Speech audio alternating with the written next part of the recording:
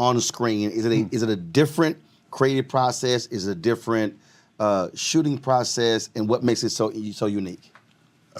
Well, I think animation to me is like a puppet with 1,000 strings, you know, and we're all just one of those strings that we can control. You know, I do the writing, but the real magic happens with the animation, and that's what these guys are magicians. And so it's first of all, it takes 2 years for us to get an episode out the door. So that's one episode. Oh yeah, you should see our flow chart for our schedule. It goes 2 years out, and then after that point, we have one a week. Boom, boom, boom. You know, but 2 years for that first one to hit. Wow. Yeah. That's not a normal process. Now, it's always the process with animation. That's why you always... No, meaning when we think about traditional television shows or movies. Oh, no, it's quicker. Yeah, because you got a camera and you shoot live and pump the editing room, throw some effects, bam. But for us, it's meticulously frame by frame. It's like, because we're creating something from completely nothing. And we're making you believe in who those characters are. We're making you believe that they exist in this world. And the words that are coming out of their mouth that are telling the story, we make you believe that that's real. And we're adding all the sentiment, all the humor, all the heart, you know. And that's where, you know, I mean, that's how we work. Yeah. It's like, that's the great thing about how we put all this stuff together synergistically, is that, you know, Ralph is a master storytelling guru. And we, as artists, we always love that stuff. Like, you know, we lean into that heavily when we see a great story with great characters. That's what we do this for. Now, how does it work? Because if you're shooting normal, okay, we shoot that scene. You can't go, hey, man, I ain't like what y'all just did. Hey, look, man, that's going to be 4 months. So before y'all get to your part, y'all got to be on the same page. Right. Yeah, exactly. So we generate, look, we do all the things. We bring the actors in, we record the voices. And while we're recording the voices, the storyboard artists are starting to put together the storyboard. So we get them the real records real quick, just so they can be inspired by the vocal performances. And they put that together. And it's like a weird thing. For me, an animatic is like animation light. It's just where it's drawn in, but it's still moving. I thought it was the thing. I mean, for me, when I first started animation, I said, "Oh, we done." And Bruce said, "No, man, that's an animatic. No color, ain't nothing on this shit. Ain't nothing cinematic on this You're shit." like, it's a drawing. Right, yeah. But that was cool, that the fact that Ralph could actually watch that animatic and get the whole show from that, because sometimes animatics don't deliver that. So the fact that he would see it and the whole crew would see it at its animatic phase is key for us, because now we just got to go in and really add those subtle nuances and all those little things that make it. First animation project? This Proud Family was in 2001 when we first did the show, and actually we started in the late 1990s discussing it. It's the first time I've ever done animation. So obviously, again, you talked about him being the master, all his long story career, all winning the awards. Were you sort of like, damn, I'm getting hazed. This is a whole new thing. Because I mean, look, being new and different is different. Yeah. Well, it was new because coming from live action, I'm used to, you know, write the script, we talk to the actors and make it happen. So, but in animation, like I said, we write it, but really the majority of the work takes place with the animators.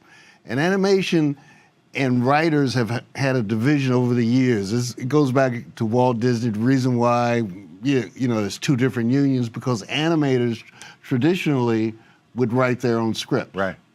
You know, and so it was just a different process. Right. And so now we're coming in with sitcom writers, myself and my staff, and animators, and, you know, so there was a little bit of friction because we're going like, it should be this way, and people going, we don't care about the words. We're doing it this way. Dude, there was some furniture moving the first season of Proud Family back in 2001. Y'all need to call a Young or Bishop Jakes in. We need to drop some sage in the room. We're like, all right, let's start over, guys. But no, that was the beauty of it. I mean, for me, that's the reason why I wanted Ralph on this, because he had never done this before. So it's going to be a brand new process that I knew was a necessary injection to really make this show authentic and breathe to our people. Right. Because, like, you know, it's like Ralph has worked on projects that we know, you know, that is pure blackness in the community. And I didn't want anything less. I mean, I wanted this show to breathe and read to us pure and authentic and real. All right.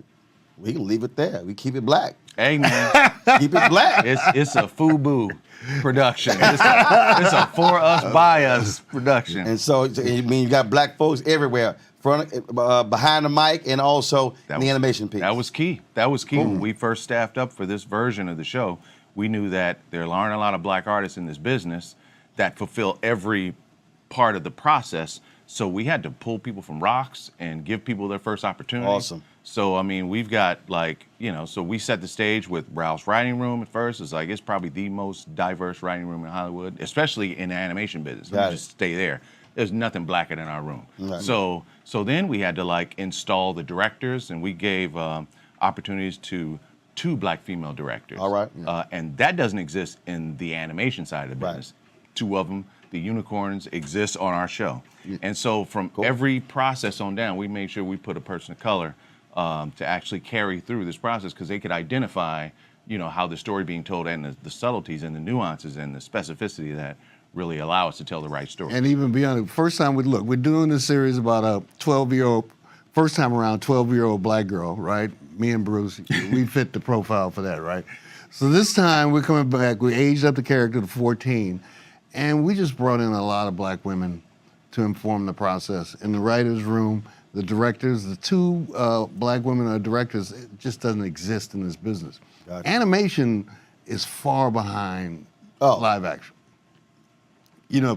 I was sitting, when I first came over there, I was sitting in the cafeteria. I'm sitting there eating, I started looking around. I said, I'm the only black person in here. I've never, Right, that's new for you. You I ain't had this in a while. Come on, this is, 2019. I've never actually ever experienced that ever. Right. Even back in the dark days, it wasn't that bad. Wow. And it's that's what it was about. Every time Bruce and I get in the elevator, say, what show are you doing? I said, I'm doing Big Hero 6. Yeah, we're doing it. I said, no, Proud Family. Yeah, they do right away. They do. Proud Family. The only black folks up there. Proud Family. Right. So we're about changing that culture. There you go. And so we've really, on this second go around, we've really gone a long way. It's hot too. All right, cool. All right, well, gentlemen, I appreciate it. Yes, sir. All right, thanks so much. Okay. Yeah, good luck with it. Thank you, man. Appreciate you. All right. Made the simple way. With real lemon juice, 75% less sugar, and say yes to simple.